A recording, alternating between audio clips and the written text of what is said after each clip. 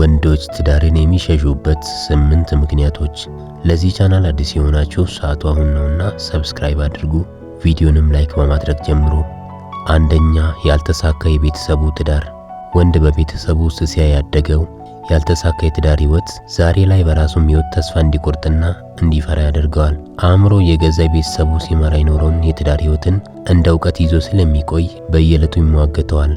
በቤተሰቡ መሃል ያልተሳካ የቀድሞ የፍቅር ህይወት በክህደት ወይም በተንኮል በውሸት ሲታጀብ የነበረውን ግንኙነት በአእምሮ ጓዳ ተሰብስበው ያስፈራሩታል።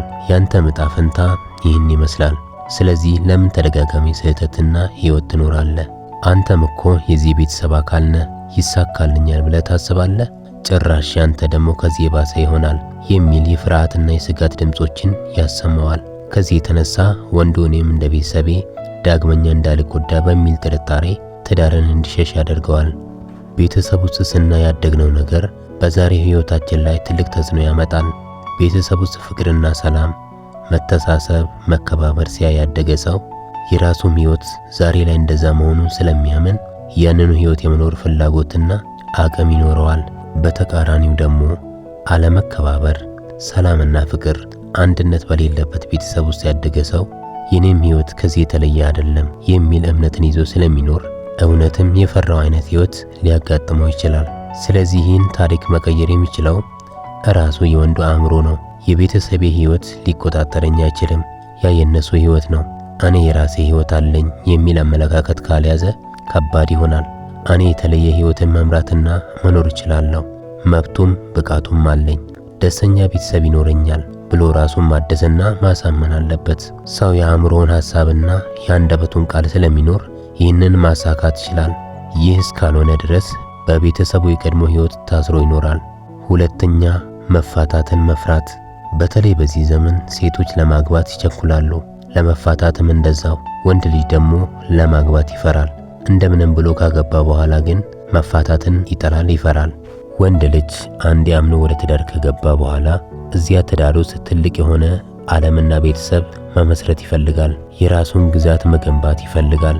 ለዚህ አይነት የወንድ ልጅ ህይወት ዓላማ የምትሆነው ደግሞ የተመረጠች አምላኳን የምትፈራ ሴትነቷን ወደ እናትነትና ሚስትነት መቀየር የምትችል ሴት መሆን አለባት። አለዚያ ቆሞ ቀር ላለመባል ስትል አንድ ወንድ አግብታ በሁለት ወሩ ፈታ የወንዱን ህይወት የምታበላሸውን ሴት ለዚህ አይነት ቅዱስ ህይወት አትሆንም። እኛ ወንዶች ወደ ትዳር ውስጥ መግባት አይደለም የሚያሳስበን፣ በትዳር ውስጥ ጸንታ አብራን የምትኖር ሴት ማግኘቱ ነው ህልምና ቅዠት የሆነብን። አብዛኞቹ ሴቶች ወደ ትዳር ለመግባት የማይፈነቅሉት ድንጋይ የለም፣ የማይሳሉት ስዕለት የለም፣ የማይጸልዩት ጸሎት የለም፣ የማያማክሩት አማካሪም የለም። ነገር ግን ትዳር ውስጥ ለመቆየት ደግሞ ጥቂት እንኳን ዋጋ መክፈል አይፈልጉም። ከዚህ የተነሳ ወደ ፍቺ ያመራሉ። አብዛኞቹ ሴቶች ወደዚህ አይነት ትዳር ውስጥ ሲገቡ ቆሞ ቀር የሚባለውን ስም ለማስወገድና መሃን ናት፣ መውለድ አትችልም የሚለውን ስድብ ለመደምሰስ የሚጠቀሙት እንደዚህ አይነት የቀልድ ትዳርን ነው። እንዲሁም የንብረት ክፍፍል ለማድረግ አስበው ይገባሉ።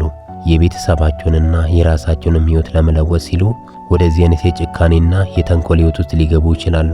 በዚህም መንገድ የወንዱን ልብ ለዘላለም ሊሰብሩት ይችላሉ። ወንዱ ለትዳር ያለውን ክብርና ፍቅርም ሊያሳጡት ይችላሉ።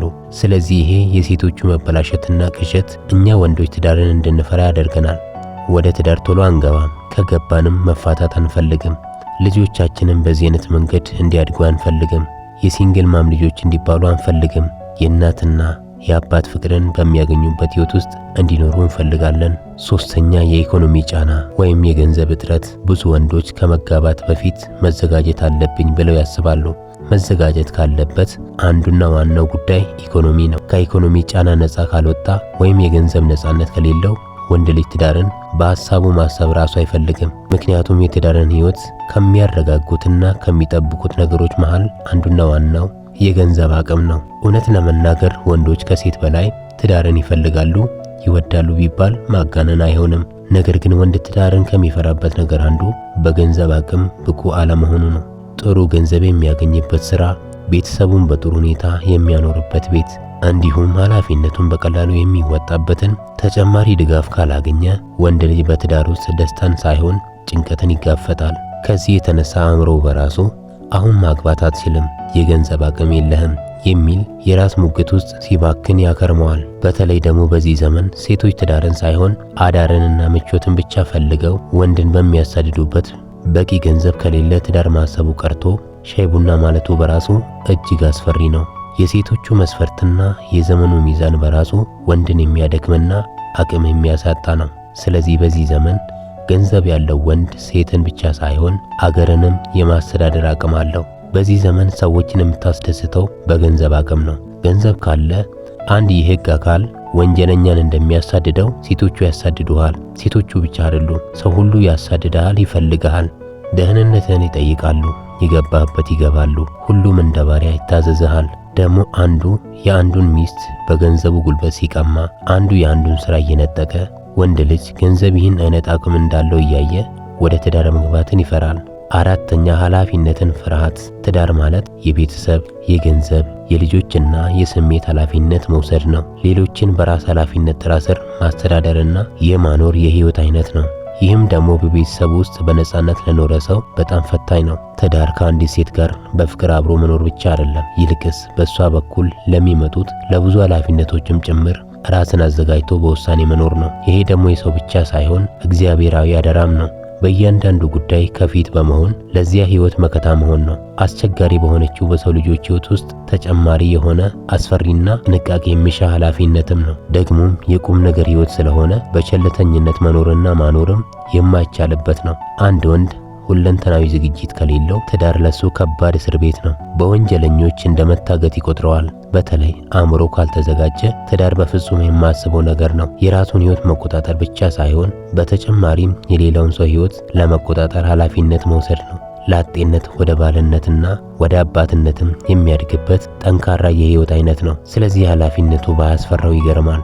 አምስተኛ የተሻለ አማራጭ አለ በሚል አስተሳሰብ ሁልጊዜ የተሻለች ሴት እንዳለች ማሰብ ትልቅ ሞኝነት ነው። የተሻለ ሰው የምንጠብቅ ከሆነ ገና ያልተሻሻለ አስተሳሰብ እንዳለን ያመለክታል። የተሻለች ሴት በጥበቃ አትገኝም፣ ራስን በማሻሻል ውስጥ ግን ትመጣለች። ስለዚህ የተሻለ ሰው መጠበቅ የሚለውን አስተሳሰብ ካስወገድን አካባቢያችን ላይ ያሉት የተሻሉ መሆናቸውን እንረዳለን። ስለዚህ የተሻለ ነገን እንጂ የተሻለ ሰውን መጠበቅ እናቆማለን። በመሰረቱ ማንም ከማንም አይሻለም። ሰው ሁሉ የራሱ የሆነ ችግር አለበት። ስለዚህ ይህንን ጠንቅቆ ማወቁ እድሜያችንንና አቅማችንን እንዳናባክን ያደርገናል። የተሻለ መጠበቅ በሚለው ጉዳይ እንኳ ጥቂት ወንዶች ችግር እንጂ አብዛኛውን ወንድ የሚያጠቃልል አይደለም። ይሄ እንደውም የሴቶቹ መስፈርትና ችግር ነው። ይህ ማለት ግን ወንድ ልጅ የተሻለ ነገር አይጠብቅም ማለት አይደለም። ነገር ግን ጥቂት ወንዶች የሚመኙትና የሚጠብቁት ነገር ነው። ቢሆንም ወንድ ልጅ የተሻለ ነገርን ይፈጥራል እንጂ የተሻለ ነገር አይጠብቅም። ስለዚህ ይሄ የጥቂት ወንዶች ችግር ነው። ስድስተኛ በፍቅር ህይወት የተጎዳ። አንድ ወንድ በፍቅር ህይወቱ ከተጎዳ የትዳር ህይወት ያስፈራዋል። በፍቅር ተስፋ ስለሚቆርጥ ትዳርን አይዳፈረውም። በትዳር ህይወትም ተመሳሳይ ነገር እንደሚጠብቀው ያምናል። ከዚህ የተነሳ ጭራሽ ሌላ ትዳር አያስብም። አንዳንድ ወንዶች እድሜ ልካቸውን አንዲት ሴትን እያፈቀሩና እየወደዱ ይኖራሉ። ከዚህ የተነሳ ከሌላ ሴት ጋር ወደ ትዳር ህይወት ለመግባት ይከብዳቸዋል። የፍቅር ህይወት የትዳር ህይወት ነጸብራቅ ስለሆነ የተሻለ ነገር አለ ብሎ አይጠብቅም። ስለዚህ ልቡ በፍቅር የተጎዳ ሰው ከዚያ ቁስሉ እስካልዳና ድረስ ስለ ትዳር አያስብም። ግን ይሄ የጥቂት ወንዶች ችግር እንጂ ሁሉም ወንድ እንዳልሆነ ሊታወቅ ይገባል። ሰባተኛ ነጻነትን መውደድ። አንዳንድ ወንዶች ትዳርን እንደ ገደብ ያያሉ። በፈለጉት ጊዜ ወደ ፈለጉት መጓዝ፣ ከጓደኞቻቸው ጋር ነፃ ሆነው መኖርን ይመርጣሉ። እነዚህ ወንዶች ከመጠን በላይ ነፃነትን ይወዳሉ። ስለዚህ ለትዳር ህይወት ዝግጁ አይሆኑም። በተለይ ለረጅም ዓመታት የብቸኝነትን ህይወት የተለማመዱ ወንዶች ወደ ትዳር ህይወት ለመግባት በእጅጉ ይፈራሉ።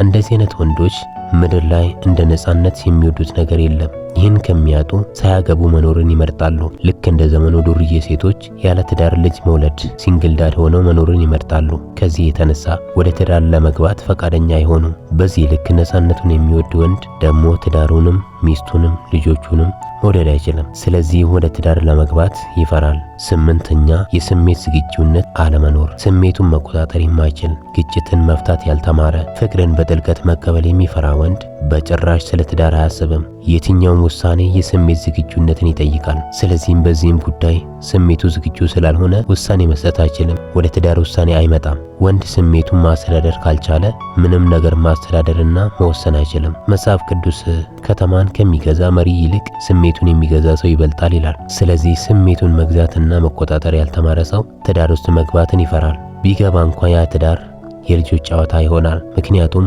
አብዛኛዋ ሴትም በስሜት የምትመራ ስለሆነች የወንዶ ስሜታዊነት ሲጨመርበት አስቡት ምን ሊሆን እንደሚችል። ስለዚህ በነገር ሁሉ ስሜቱን መግዛት የማይችል ወንድ ትዳርን ይፈራል። ወደ ትዳር የመግባት ፍላጎትም አይኖረውም። ስለዚህ ለትዳር ወሳኙና ዋናው ነገር የስሜት ብስለት ነው። ስሜቱ ያልበሰለ ሰው፣ ነገሮችን የማያገናዝብ ሰው፣ በእያንዳንዱ ጥቃቅን ነገሮች የሚበሳጭ ሰው ለትዳር አይሆንም። ይሄ ቪዲዮ ካስተማራችሁ ላይክ አድርጉ። አመሰግናለሁ።